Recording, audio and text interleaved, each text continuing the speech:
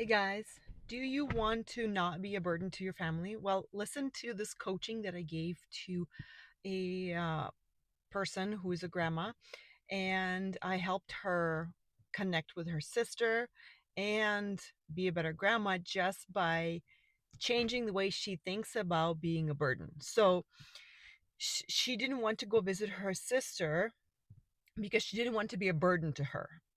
And even though her sister kept inviting her and telling her it's fine, you should come, like, when are you coming?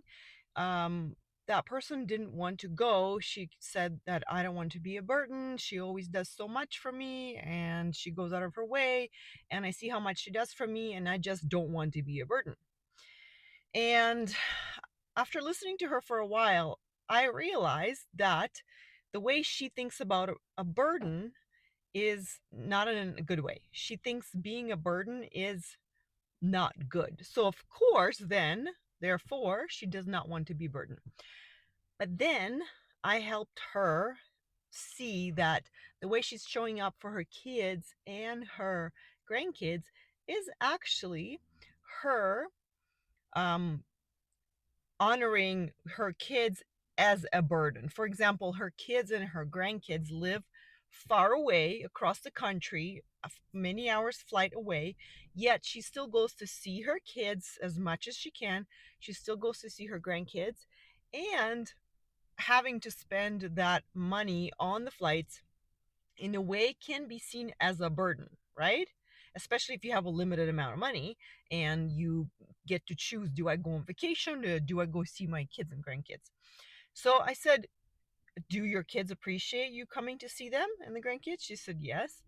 And I said, well, that's a burden, right? Do you see that? And she really agreed. She said, yeah, you're right. That is a burden, but it feels good to honor that burden. Like, to her, her kids living far away and her having to go see them can be seen as a burden, but it makes her feel good to take that burden on, because that means she has family, she has kids, she has grandkids. And so as soon as she changed the way she thought about a burden, she realized that maybe she can enjoy being a burden to her sister, to her family member. And that, not only she could then go see her sister, visit her family, but she also decided to take on more burden on herself by inviting and taking care of her grandkids during summer, to help her kids, which is a lot of work for her, but she's happy to do that. She's happy to be that helper, to take that burden on, right? So the reason why I'm sharing this with you is because sometimes we don't need to change our thinking. You know how I'm always saying you can change your thoughts, you can change your thinking, but sometimes it's really helpful to decide, okay, you know what? I get to keep my thinking, but I get to decide that it's going to mean something different. So, like, she thought the burden was bad, now she sees it from a different angle, like, oh, having a family burden means I have a family. That's great. All families come with some sort of burden, right?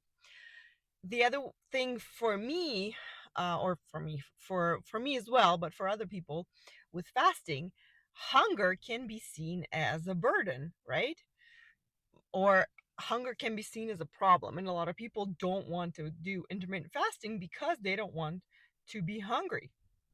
Well, as you learn about intermittent fasting, you learn that hunger is a great thing, is the way our body is designed to signal to us that we need food. But also, if we don't eat at that moment, our body learns to access our stored energy, our fat. So that can be a wonderful thing. So now every time I get hungry, and if it's early in the morning, which actually doesn't happen anymore at all, maybe sometimes midday, I think, okay, great. My body's going to go get some fat from the freezer, from my butt, from my stomach. So again, I didn't have to change the fact that I'm hungry, and I might have thoughts like, oh my gosh, I'm hungry. But then I changed what they made it mean. It means that I am accessing my fat stores. It's great. Burn, baby, burn. So, what thoughts can you keep but change how what they make it mean? And how can you make it useful for yourself? Like recording this podcast and being nervous and putting myself out there, can make it mean that, oh my gosh, I shouldn't be doing it, but I can make it mean that this is just the price you have to pay for putting yourself out there. So there's tons of examples I can come up with, but what is your example? What can you keep thinking but make it mean something more useful for yourself? All right, guys, come hang out with me on YouTube. I post these videos in my beautiful car here for all of you to see, and come visit me there. Leave me some questions, some comments. I would love to know what you think. Hope this was helpful. Have a great day, and I love you soon, and I'll love you, and I'll see you soon.